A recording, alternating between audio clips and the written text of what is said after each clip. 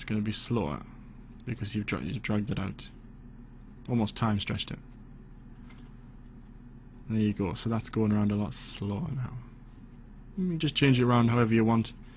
You can go right click, properties, and you can change the motion, different paths of it. There's lots of different parameters in there that you can change.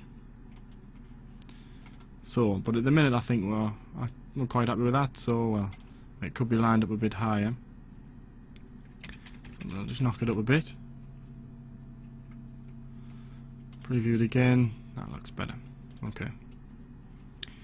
Now, as with my actual version, I've got this linked up to the NozL Recordings website. So what we do to that is, now it's highlighted still, you want to add script, events, button, and we're going to, if you press it, we want it to go to the website. So if we add a script again, browser network, get URL, and it'll change it to red. Now this red means it's incomplete, so we've got to type in there http:// then you put your www.nozlrecordings.com. You put that in. Now once we hit enter, if you can see, the red will change. When it does change to that,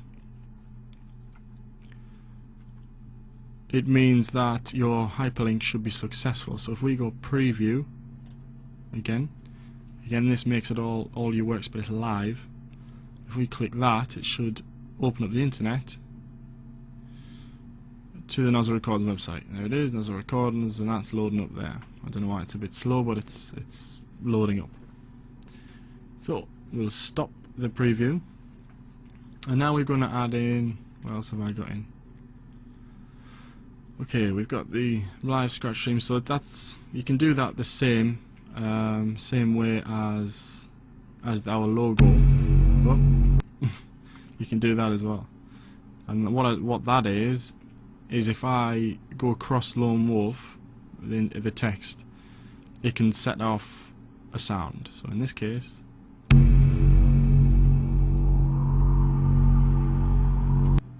it does that. So you can do all sorts really, and it all relates to actions for the buttons.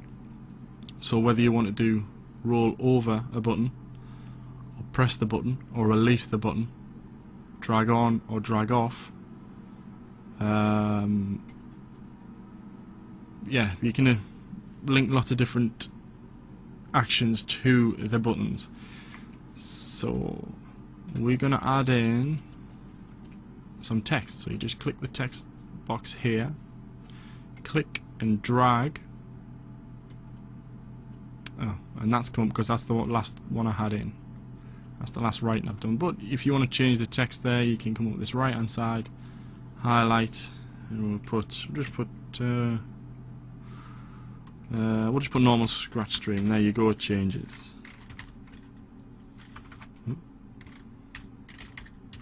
Skratch stream. In fact, we'll change it back to live Skratch stream. There you go. That's what it had. And if you go enter, maybe don't go enter, Control Z takes that back. And there's our text. So in the same way as we did with this one, you can add an effect. If you go right click again, effect, and you can choose an effect for it. I didn't put one on mine because I don't know, I think if there's too much effect on your whole loop, well, I think it takes away from it a bit. So if you just have little subtle effects here and there, I think it just gives a bit of movement to it, and I think it looks good. But you can have all sorts in there, and again you can change the parameters of each one by right clicking in the on the effect in the timeline. So we've done that, and again you can hyperlink that to the Skratch stream. So add script, and it's always create the buttons, events. Maybe these frame and the self do similar things, but again I just know if you create your button and you create an action for the button, that works for what I need it. So yes, That's what you do. So in this case we're going to do, if you click on it, or button on press, and we want it to take us to the internet again.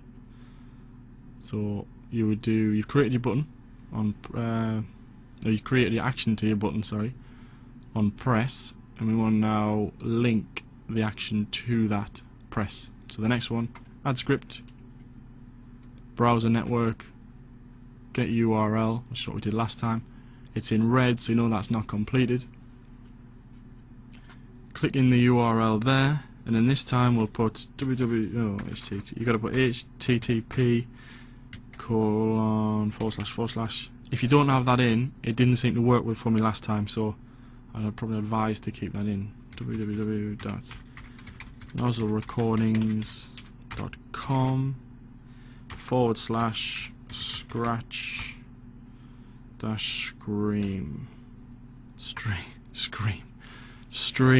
Skratch stream. There you go. And that there, and if we press enter, again that'll change from red to blue, and that will work now. So if you preview it, every time you've done a little change, it's best to preview, so you always keep finding that you're going to keep going back to the top to play the movie. So there you go, we've got the movement on that one. If we press this, and that should load up. There you go, and that's loading up the Skratch stream. Now this panel on the side here is all your different layers. It's a bit like Photoshop, you have layers. So the further down the list you go, the further back that item is in the layer stakes, so to speak. So as you can see, we've got the nozzle is on top of the background image, which it is there because it's higher. Yes. Now, if we stop that. Again, if you're going to make a change to the workspace, always stop the preview, or else that'll keep going on. It'll keep sort of pre-rendering it. It's pretty annoying. So always remember to stop that up there first. Now, there's two items. You can have different. You can use that same process to apply to another sort of logo there. You could have. I think I've got Twitter on mine. Twitter links, and yes, so you can have whatever you want. So to create the actual loops themselves, we're going to add in, we're going to go back to our pre-prepared folder, and I add some kanji symbols. So just pick up, I'll put maybe 2 or 3 in. Put 1 in. 2 in, line them up,